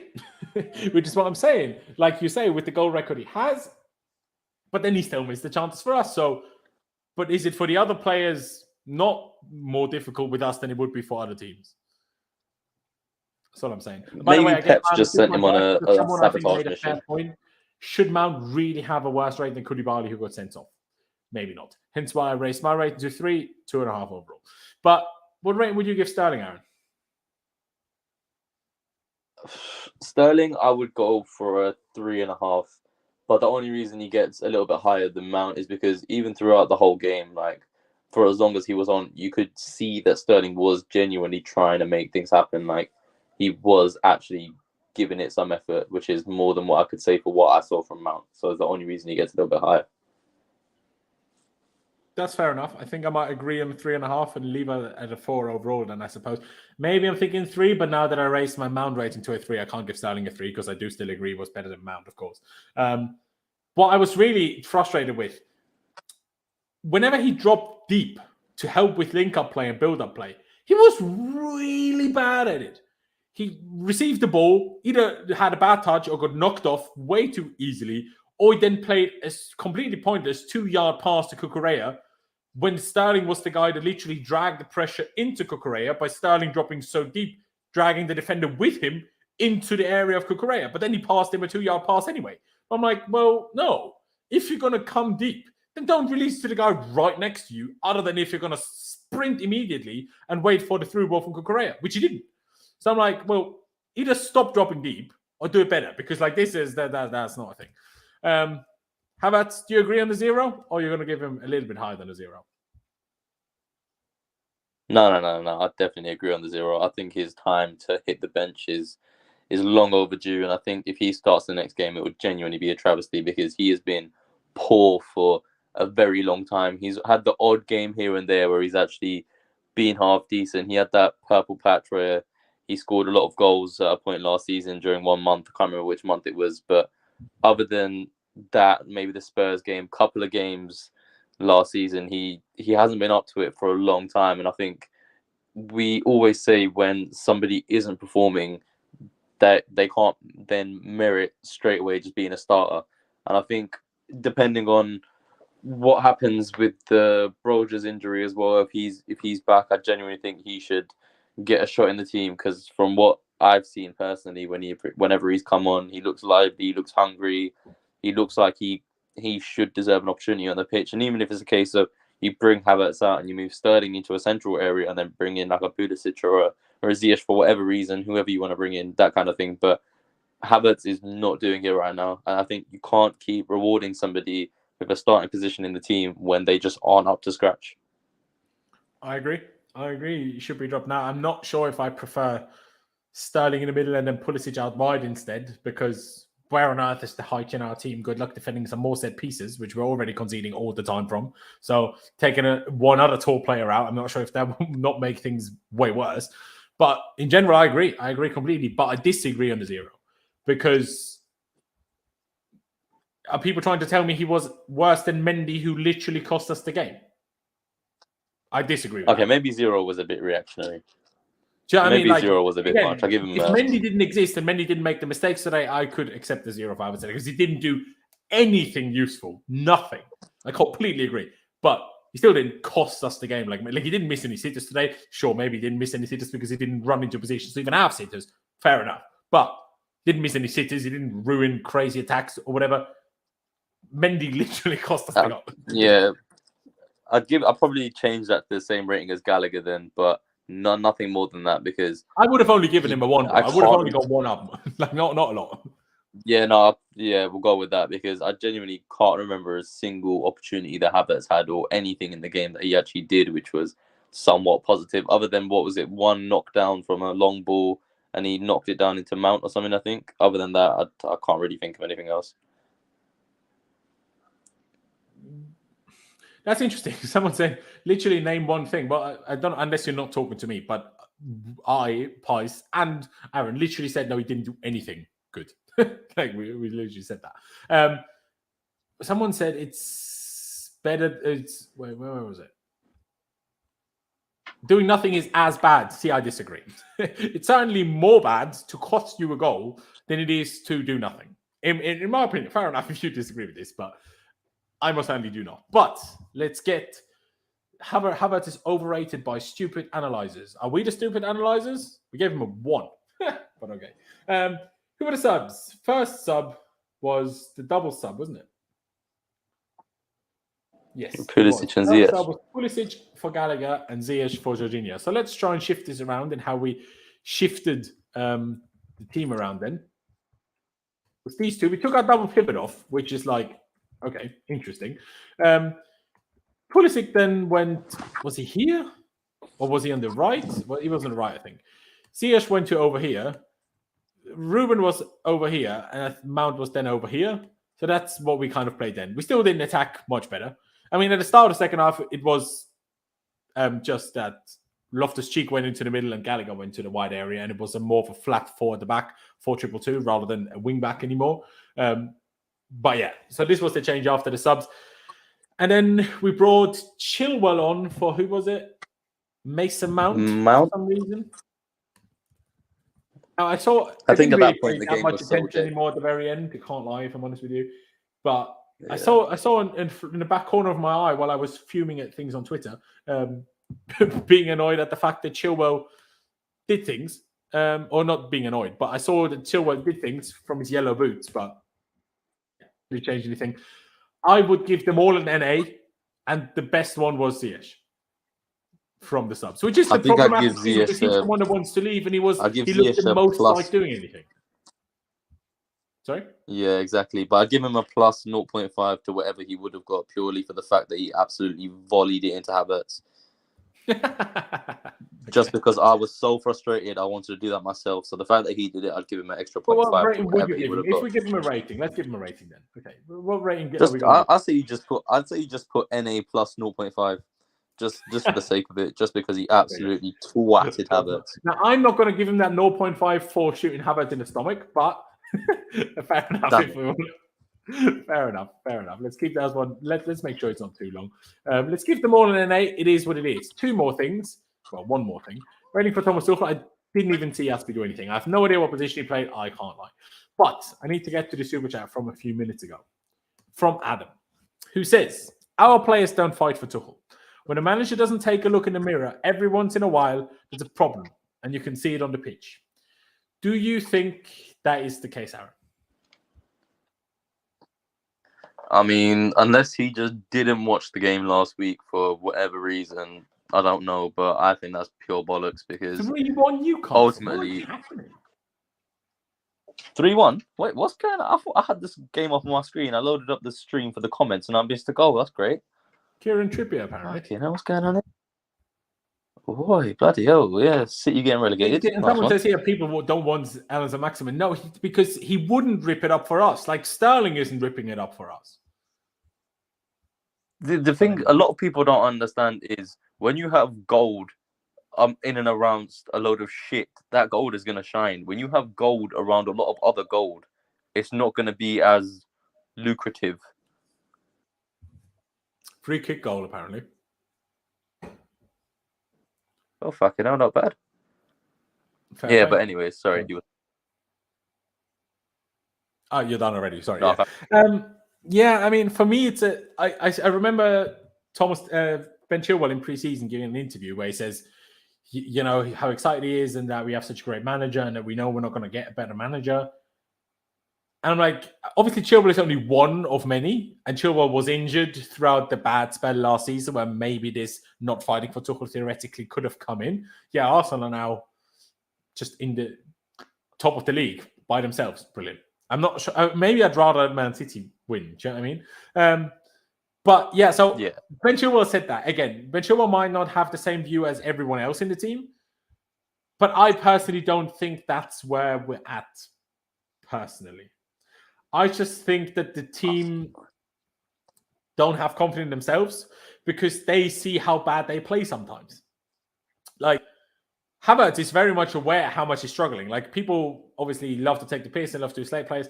He's very much aware how much he's struggling. Mount is very much aware that he's had a bad start to the season. Sterling is very much aware that he's not scored yet. And, well, even though he scored 2 offside goals, but has had big chances that he should have scored. Like, he's very much aware of that. Conor Gallagher was aware today that he was struggling. 100%. Cucurella was aware today that the longer the game went on, the more he struggled. Koulibaly, the fact that he got himself booked after 10 minutes showed you he was struggling. So I don't think it's a case of they don't fight for Tuchel. Now, to some extent, I don't think it's that. Maybe they're questioning Tuchel to some extent, but I don't think it's a lack of fight. I think it's just they don't believe in themselves. I think that's the bigger problem. I think some of these players don't believe in themselves and as a team. Go on. But also on that point, I don't think the ownership would then start talking about a contract extension with the manager if they didn't think that the team were behind the manager. Because ultimately, his contract expires in 2 years. I don't think you then try to sign up a manager for longer than that if you don't think that the players in the team are going to play for him and fight for him. I mean, number one, yes, I agree. Number two, obviously, the plan is to basically revamp the whole squad. So if some players don't want to fight for Tuchel anymore, that's only so much of a problem if we're going to get rid of all of them anyway, I guess. But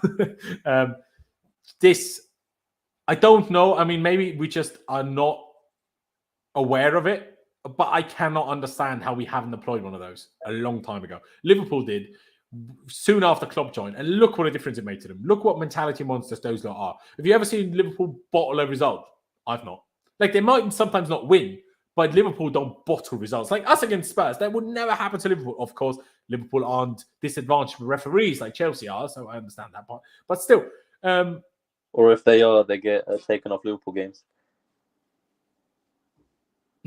Maybe. But I still think we definitely absolutely need a sports psychologist, unless we already have a sports psychologist. And then maybe we need a new one. They believe in themselves, but that belief has been destroyed. Well, but then they believed in themselves. Otherwise, you're contradicting yourself. But fair enough. One last rating that we need to dish out today. Oh, no, actually, we have another super chat here by Richard. Appreciate you so much. Appreciate all of you guys. And by the way, I've just checked. I was going to ask you guys to, subscribe again because we're so close to 15,000 subscribers. But I've checked. We've already hit 15,000 subscribers. So, ladies and gentlemen, I appreciate you all very, very much. But that doesn't mean we stop here. That means we're now 4,985 away from 20,000. So get subscribed. So hit that subscribe button. Do I still have my ugly ass subscribe sign anywhere? No, don't have it anymore. But anyway, subscribe and smash the like button for me. And Richard with the donation saying, name one team that has had a successful offense under Tuchel and whose offensive players didn't leave in masses. PSG lost half their players under him, but not their attackers. Did any attacker leave under Tuchel? Cavani left, but Tuchel didn't want Cavani to go, and Cavani didn't want to go himself. That was actually a PSG board decision. But did anyone else leave? Di Maria only left now. Icardi, is he maybe still there? No, he's still there. He's still there. Yeah. Neymar's still there. Mbappe's still there. And which other attackers did they have? I think that's it, really. Pretty sure actually none of the attackers left under Tuchel, personally. Sorry, last Haaland just scored for City. Haaland just scored. Watch them still win 4-3. You know what I mean? Flip's sake. But yeah, and at Dortmund, I know Aubameyang left, but Aubameyang, wanted to leave, but obviously to a bigger team. And Tuchel really didn't want to lose him, and he was kind of just, the directors kind of just went over his head a little bit. So I'm not quite sure I fully agree with you on that one, Richard. But, certainly some of the other things you've said earlier, I most definitely do. But Aaron, last rating before we round this out here.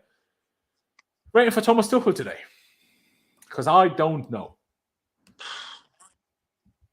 I honestly don't know because you saw the passion in the derby last week, and then today it was kind of like you didn't really see him get up much other than when he was just shouting. As literally it. There's a few instances where he got up and just shouted, but I didn't see him really have that sort of thing where he's standing there sort of trying to tell the players that, okay, like this isn't working or this isn't working. Try this sort of thing. I know that's what you have like your halftime team talks for, but with Tuchel, you tend to see him quite animated on the sideline sort of thing, and I don't think it was really that today. I don't know what could have been the reason for it. I don't think there was many issues with the lineup to begin with either. I think sort of Gallagher just slotting in where Kante was very much expected. But one thing I do think, I know you guys disagreed, but just about half time, I know you changed up the system, but for me personally, I would have changed personnel as well as the system just to try and get a bit of a new lease of life in there. But I don't really know what to give him. I think he might have done that had certain personnel been available. But because obviously we don't have different forwards really, and neither Kante nor Kovacic were involved, I think that's probably why his first move was to change shape and take Gallagher out of the pivot that way, rather than bringing Chukwuemeka on. Do you know what I mean? Like, I think that was probably... Do you know what I mean? Yeah, I get it to a certain extent, yeah. But no, at the same time, I also don't fully disagree with you. Like, but again, my problem with it, my big problem with it is that maybe I'm one of the only people that think that, but I don't think we were bad in the first 20 minutes. I think we were pretty decent, giving Leeds a bit too much space. But we had 3 moments where we could have easily scored, right? In the first, one in the first minute. And then, like I say, within the first 15, 20 minutes, we could have easily been 1-2, 3-0 up theoretically. We weren't. And then an individual error dragged everything into a shit show because the mentality isn't there. So on the one hand, I don't want to blame Tuchel that much because we only started being really bad after the mistake happened, and then every player started playing really bad all of a sudden. Like, it's not on the manager when you bet City 3-3. See, I knew it. I flipping knew it. I mean, unless Faris is lying. But when so many players have a pass completion rate under 80% in a team like us, then then only so much can be blamed on a manager. And you guys know I'm very much so critical of Thomas Tuchel on a very regular basis over the last few months.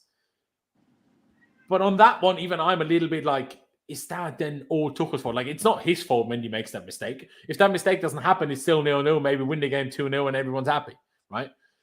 Obviously, we will never know. He won't know. We won't know. No one will know. But how he reacted after the game, and mind you, I haven't seen it and watched it myself. I've only read the quotes, so maybe I'm a little bit off the mark here. But saying things like, oh, yeah, the coaches had to take the bus. And saying, oh, yeah, and, we don't need any more midfielders. And, I don't think any new attackers would change anything. Because if he, I maybe don't think that, but if he doesn't think any new attackers won't change anything, then how can he be satisfied with how none of them have improved? Surely he needs to be much more angry at himself then. If he doesn't think new attackers would change the problem, then that must mean he thinks his system doesn't allow the attackers to be good. If new attackers wouldn't change the problem, surely, right? That's kind of what I'm going to deduct points from him today, because the lineup I was okay with. It was the same as we did against Spurs. Okay, it didn't work, and it's his job to know that it doesn't work, I guess. But I at least somewhat agreed with it. And we didn't really, it was kind of between Gallagher, Chukwuemeka, and Ruben, but then James would have been wing back and we would have played Aspie, and I probably would have been less happy with that anyway. But the subs in the second half, that whole